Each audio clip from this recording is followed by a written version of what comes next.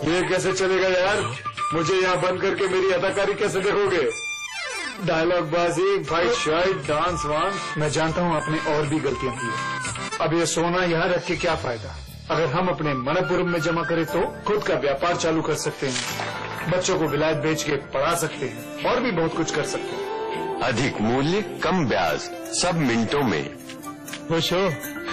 Manappuram gold loan. जब घर में पड़ा है सोना, जब है कोरोना। मनपुरम गोल्ड लोन, अब लाइफ बनाए आसान। What the industry looks for is consistency on the implementation of these policies, making sure that overall there is a good environment for especially small and medium businesses to grow, and that requires consistent implementation of the policies that are already announced. Presented by Aditya Birla Group, taking India to the world in association with Dani Cement, Indigo, Jaiprakash Power Ventures, Ajnara Peace of Mind, and Fairwealth Grow with Intelligence.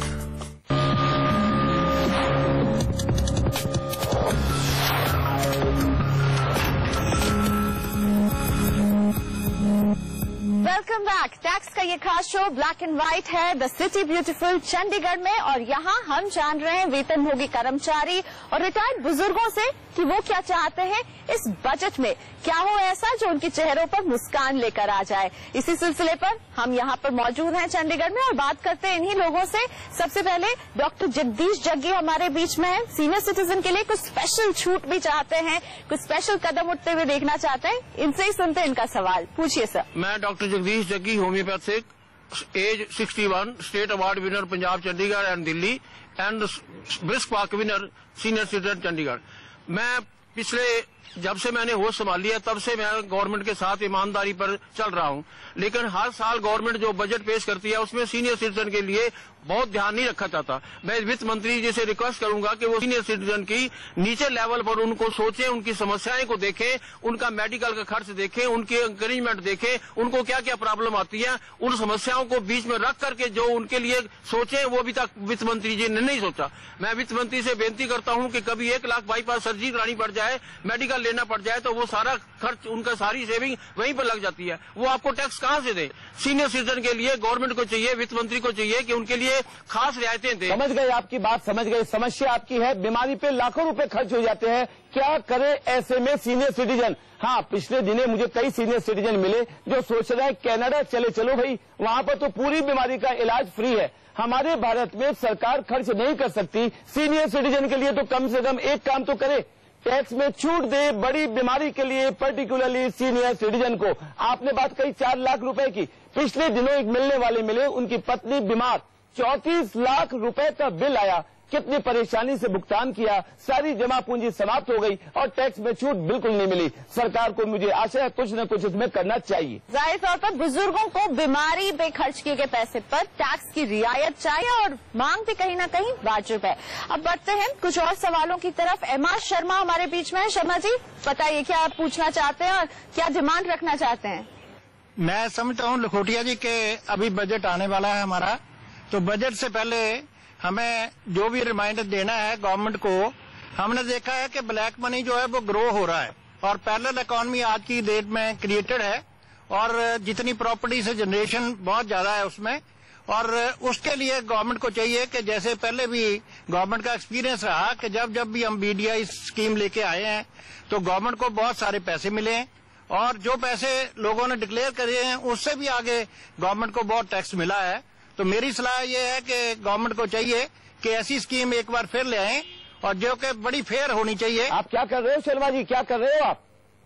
मैं advocate हूँ जी। अच्छा, समझ गया। तभी अपने लोगों की जो मिलते हैं उनकी पल्स आपको मालूम है और पल्स के हिसाब से आप कह रहे हैं कि सरकार को चाहिए कि वीडीआईएस स्कीम जो 12 साल पहले करीब आई थी वापस लाई जाए। मेरा मानना तो ये है दोस्तों, स्कीम आए या नहीं आए, ब्लैक मनी रुकना चाहिए और अगर इकट्ठा हो गया इतना तो सरकार को निश्चित रूप से वीडीआईएस स्कीम लानी चाहिए ताकि आज तक का जिन्होंने कर लिया ब्लैक मनी आज साफ हो जाए और आने वाले समय में हमको केवल व्हाइट और व्हाइट और केवल व्हाइट की बात सुनने को मिले। चलिए, वीडीआई स्कीम पर ही रजनीश सूद यहाँ पर हैं, ये एक अपना आइडिया रखना चाहते हैं आपके सामने। रजनीश जी, जैसा कि साहब ने बताया कि काले धन के बारे में एक ओपन सीक्रेट है हमारे कंट्री में, और हमारे जैसी कंट्री में जहाँ पे फिजिकल डेफिसिट दिन ब दिन बढ़ता जा रहा है और गवर्नमेंट के कंट्रोल में नहीं है, क्यों नहीं हम बजट की तरह एक एमनेस्टी स्कीम हर साल लेके आते ताकि वो पैसा हमारे सर्कुलेशन में है और कहीं हमारे वही काला धन। वाह भाई वाह, मैं आपकी बात से सहमत नहीं हूँ। अगर हर साल ही वीडीआईएस या डिस्क्लोजर स्कीम लाएंगे तो सारे करदाता बोलेंगे चोरी मेरा काम, हमको वो नहीं करना है। हमको देश की मेन स्थिति में केवल व्हाइट की बात करनी है। पुराना जो हो गया उसको समाप्त करें, आने वाले समय में केवल व्हाइट एंड ओनली व्हाइट। इसलिए हर साल वीडीआईएस स्कीम की बात करना मेरे हिसाब से बिल्कुल ठीक नहीं है। हर साल वीडीआई स्कीम नहीं, इसके लिए तो आपने बिग नो कर दिया लखोटिया जी, लेकिन क्या कदम उठा सकती है सरकार कि रोकथाम हो इस काले धन की? नहीं, ये बढ़ता ही जाएगा। ऐसी बात है, जब विचार आ रहा है किसी के मन में कि हर साल वीडीएस आए, इसका मतलब ये तो बड़ा साफ है कि कहीं न कहीं देश में ब्लैक मनी हर साल इतना इकट्ठा हो रहा है कि लोगों को सोचने पर मजबूर होना पड़ रहा है कि हर साल आई वीडीएस।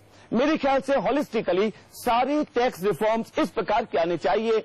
टैक्स और थोड़ा कम होना चाहिए, कम से कम होना चाहिए, मैक्सिमम होना चाहिए 20 से 25%। अगर ऐसा हो जाए तो आप देखेंगे ब्लैक मनी बिल्कुल नहीं रहेगा। दोस्तों, आप क्या बोलते हैं? 20-25% टैक्स हो जाए देश में तो क्या फिर काला धन रहेगा या नहीं रहेगा? बोलिए। नहीं रहेगा। बिल्कुल, यानी अभी वक्त की मांग है टैक्स रिफॉर्म्स की, और टैक्स रिफॉर्म्स एक कदम हो सकता है ब्लैक मनी के रोकथाम में। अब बढ़ते हैं कुछ सवालों की तरफ, और यहाँ हमारे साथ हमारे बीच में है प्रमोद कुमार जी।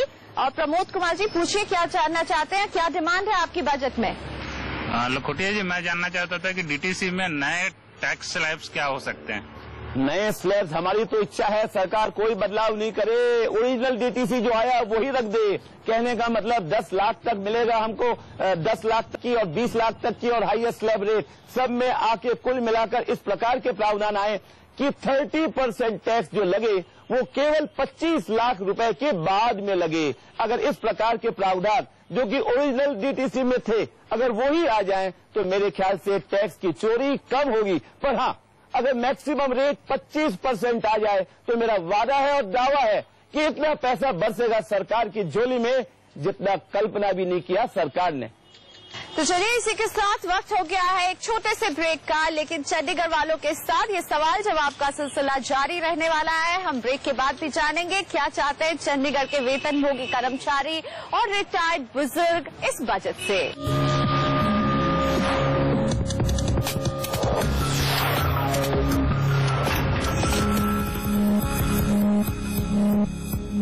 कश्मीर से कन्याकुमारी तक एक सोच, एक आशा, सोच एक विजयी भारत की, आशा एक सुनहरी जीत की। मॉनेट के संग देखिए गो फॉर गोल्ड दौड़ के